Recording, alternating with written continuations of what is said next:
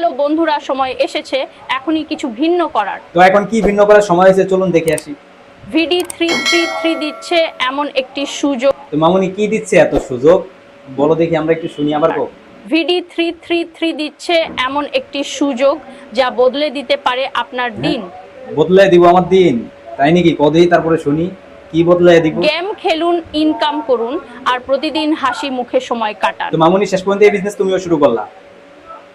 তো সরকারের কাছে আমার আবেদন যে এই ধরনের প্রচার যারা করে, যারা গেম খেলে তাদের থেকে যারা প্রচার করে তাদেরকে আগে ধরে নেওয়া উচিত।